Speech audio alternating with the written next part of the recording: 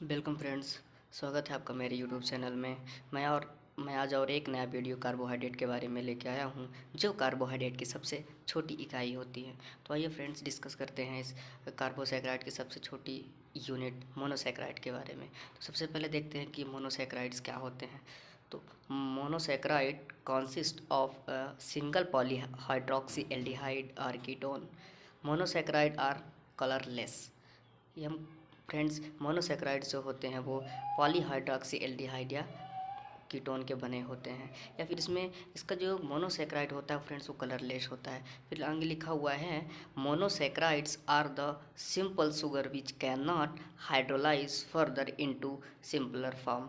अब इसको जब मोनोसेक्राइड सबसे छोटी यूनिट है, अगर इसको और भी छोटे यूनिट में डिवाइड या हाइड्रोलाइज नहीं किया जा सकता फ्रेंड्स। अब देखते हैं कि इसका जो they have general formula CnH2n ON। अगर इसका एग्जांपल लें तो C3H6O3 यानी ट्रियोज इसका एग्जांपल है फ्रेंड्स।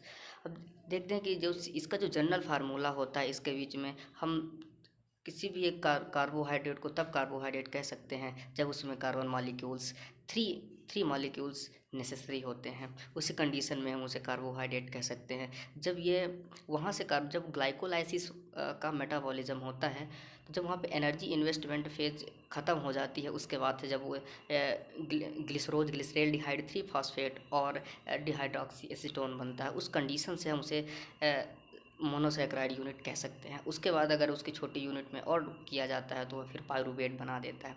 तो फ्रेंड्स, ग्लाइकोलाइसिस में हमने देखा था कि ये सबसे छोटी यूनिट उस कार्बोहाइड्रेट को प्राप्त होती है, जिसे ट्रियोज कहते हैं। तो आइए इसका छोटा सा क्लासिफिकेशन देख लेते हैं फ्रेंड्स। ये classification of monosaccharides on the basis of aldose and ketose group, और इसी को दूसरे नाम से भी कह सकते हैं classification of monosaccharide. It is functional group. इसके फंक्शनल ग्रुप के आधार पर भी इसको क्लासीफाई किया गया है। तो सेम फ्रेंड्स, अब आइए देखते हैं इसका सबसे छोटी यूनिट मोनोसेक्राइड की क्या होती है और कहाँ से हम उसे कह सकते हैं कि वह कार्बोहाइड्रेट है। सबसे पहले उसमें देख लेते हैं उसका जनरल से क्लासिफिकेशन क्या है, उसका नेम यहाँ पे देखेंगे, और जनरल फार्मूला क्या होता है, और उसका एल्डोज फंक्शनल ग्रुप और केटोज फंक्शनल ग्रुप। ठीक है फ्रेंड्स। तो सबसे पहले ट्रियोज हमने जिसके भी इसके ऊपर थोड़ी सी पहले भी हमने बात की। जब ग्लाइकोलाइसिस में ग्लूकोज का मेटाबॉलिज्म होता है, तो वहाँ पे एनर्जी इन्वेस्टमेंट फेज में ये इसका क्या ग्लूकोज का ब्रेक डाउन होता है, तो हमें दो चीज़ें मिलती हैं, एक 3 फॉस्फोग्लिसरेट और डिहाइड्रोक्सी एसीटोन। वहाँ तक हम कार्बोहाइड्रेट कह सकते हैं, उसके आगे हम कार्बोहाइड्रेट नहीं कह सकते हैं।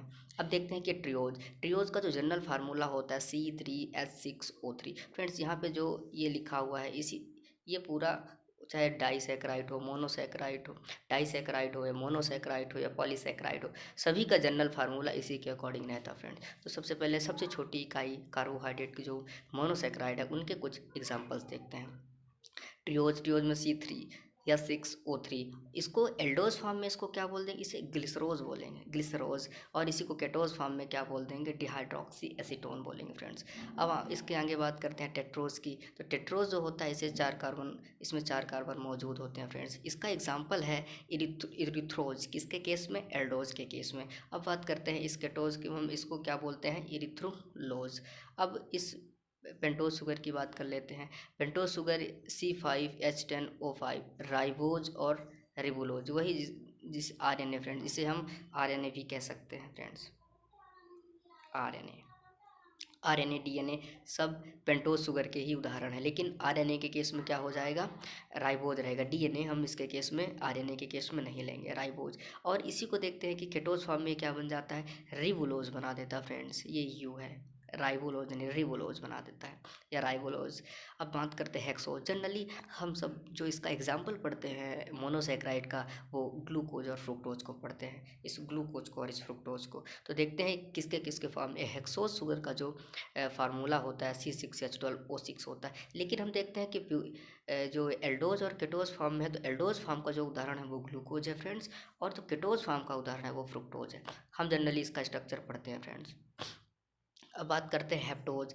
हेप्टोज में 7 कार्बन शुगर होते हैं फ्रेंड्स, 7 कार्बन मॉलिक्यूल्स होते हैं। फिर C7S14 एंड O7, ये ग्लूकोहेप्टोलोज है फ्रेंड्स, किसके, एल्डोज के केस में। और केटोज के केस में है सेडोहेप्टोलोज फ्रेंड्स। तो ये जनरल से क्लासिफिकेशन फ्रेंड्स, अगर आप इसका स्क्रीनशॉट लेना चाहें तो एक इधर जनरल क्लासिफिकेशन का आप एक स्क्रीनशॉट ले सकते हैं। इसके बाद जनरल से जो छोटी सी ब्रीफ इन्फॉर्मेशन है फ्रेंड्स कार्बोहाइड्रेट के बारे में और की पॉइंट्स की जो इन्फॉर्मेशन है, इसे आप अपनी नोटबुक में लिख सकते हैं। और बहुत ही कार्बोहाइड्रेट की मोनोसेक्राइड को समझने में बहुत ही हेल्पफुल ये वीडियो है फ्रेंड्स आपके लिए। फ्रेंड्स इस ट्रियोज को हम स्मॉलेस्ट कार्बोहाइड्रेट भी कह सकते हैं, स्मॉलेस्ट कार्बोहाइड्रेट भी कह सकते हैं। इसके अलावा हम जो मोनोसेक्राइड में, इस मोनोसेक्राइड में जो जनरली एग्जांपल्स पढ़ते हैं वो ग्लूकोज और फ्रुक्टोज का पढ़ते हैं। तो यही फ्रेंड्स ये जो स्ट्रक्चर होता है ये पायरेनोज स्ट्रक्चर होता है, और यही जो इसका स्ट्रक्चर हम लोग जनरली पढ़ते हैं फ्यूरानोज स्ट्रक्चर होता है। इसी का फ्यूरानोज स्ट्रक्चर होता है फ्रेंड्स फ्रुक्टोज का। लेकिन ये याद रखना कि जो फ्रुक्टोज एग्जाम्पल है वो जो फ्यूरानोज स्ट्रक्चर है वो कीटोज का है, और जो ग्लूकोज पायरेनोज स्ट्रक्चर होता है ये होता है एल्डोज का। थैंक यू फ्रेंड्स, मिलते हैं नेक्स्ट वीडियो में। तब तक आप मेरे चैनल को अगर अब तक कभी सब्सक्राइब नहीं किया तो सब्सक्राइब कर लें, लाइक कर लें और अपने नीडी फ्रेंड्स के साथ शेयर कर लें। ऐसे इंटरेस्टिंग वीडियो मैं आपके लिए लाता रहूँगा फ्रेंड्स। जितने भी अभी carbohydrates, vitamins, proteins, amino acid, lipids, जितने भी बायोकेमिस्ट्री है फ्रेंड्स, ऐसे शॉर्ट वीडियो में मैं आपके सारे प्रॉब्लम्स को सॉल्व करूँगा फ्रेंड्स। Thank you friends. तो आप मेरे चैनल को अभी तक सब्सक्राइब नहीं किया तो सब्सक्राइब जरूर कर लें और बेल आइकन को प्रेस कर लें। Thank you.